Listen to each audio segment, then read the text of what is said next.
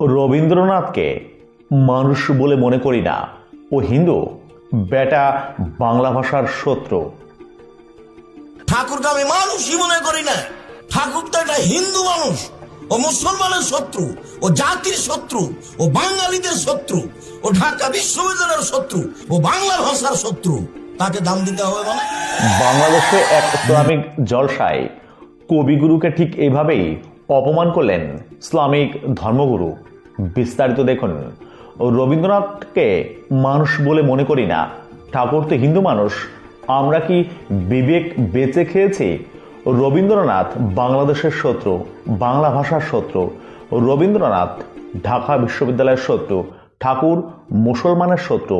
বাংলাদেশের এক সভায় জামায়াতি মৌলবীর হুঙ্কার, আর যা শুনে সারা বিশ্বে ছিছি রব পড়েছে। বিশ্বকবি রবীন্দ্রনাথ ঠাকুর, যার গান গেয়ে স্বাধীন বাংলাদেশের যাত্রা শুরু, দেশটার জাতীয় সঙ্গীত রবীন্দ্রনাথেরই, তার মৃত্যুর এত বছর পরেও তিনি একই রকমভাবে প্রাসঙ্গিক।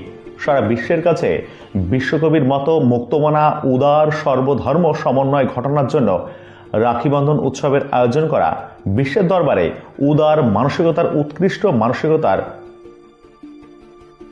তুলে ধরা রবীন্দ্রনাথকে নিকৃষ্ট ভাষায় আক্রমণ করেছে বাংলাদেশের তথাকথিত হুজুর এক মজলিসে, আর নিন্দা ঝড় ছড়িয়ে পড়েছে সর্বত্র। বাংলাদেশে এমনিতেই এখন অশান্ত। 17 বছর পর দেশে ফিরেছেন খালেদা জিয়ার পুত্র, বিএনপির চেয়ারপারসন তারেক রহমান জিয়া। তার আগে অগ্নিগর্ভ বাংলাদেশে বয়ে গিয়েছে রক্তের স্রোত। একের পর এক হত্যালীলা, ইনকিলাব মঞ্চের নেতা ওসমান হাদির মৃত্যু, আর তারপর হিন্দু যুবক দীপু দাসের মৃত্যু। এই দুই ঘটনার পরই বাংলাদেশের অশান্তির আন্তর্জাতিক খবরে জায়গা পেয়েছে। এক কথায় আগুন ছড়িয়ে পড়েছে বাংলাদেশে। আর তার মাঝে বাংলাদেশের এক ইসলামিক ধর্মগুরুর এই বক্তব্য বেশ আলোড়ন ফেলেছে, চারিদিকে ধিক্কার উঠছে। বলি না, ঠাকুরকে আমি মানুষই মনে করি না। ঠাকুর তো একটা হিন্দু মানুষ, ও মুসলমানের শত্রু, ও জাতির শত্রু, ও বাঙালিদের শত্রু, ও ঢাকা বিশ্ববিদ্যালয়ের শত্রু, ও বাংলা ভাষার শত্রু। তাকে দাম দিতে হবে মানে? আমি বিবেক বেঁচে খেয়েছি। তুমি তো স্কুলে যে বলো, ও কালিমা তোমার আকাশ, ও কালিমা তোমার বাতাস। আমি তো বলি না কোনোদিন।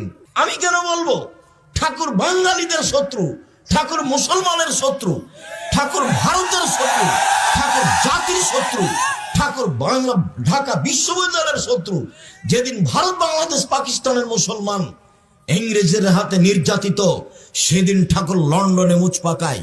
সেই ঠাকুরের গান আমার ছেলে মেয়ে বলে। তোমার ছেলে তোমার বাপের সন্তান, এটাকে একটু ভারীও মনে করলো না? দিন রাত তুমি স্কুলে গিয়ে ঠাকুরের গান বলো। ঠাকুরের বাবার আকাশ কে বলেছে যে ঠাকুরের কালিমায়ের আকাশ? তোমার লজ্জা হয় না? তোমার শরম হয় না?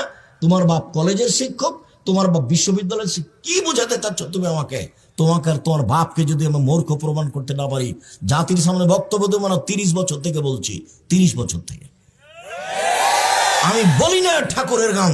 আমার ছেলে মেয়ে বলে না ঠাকুরের গান। ওই যে ছেলেটাকে গুলি মারা হয়েছে, ওর মায়ের ঘটনা শোনো। কোন সময়তে মানে আজানের পরে গেলে পিটাবে ওর মা। দেখো ওদের বিবরণে, এশার সলাতের পরে যদি বাড়িতে ঢুকে, তাহলে ওর মা কি করবে? পিটাবে। ওইটা মার, তোমার মা নয় এটা।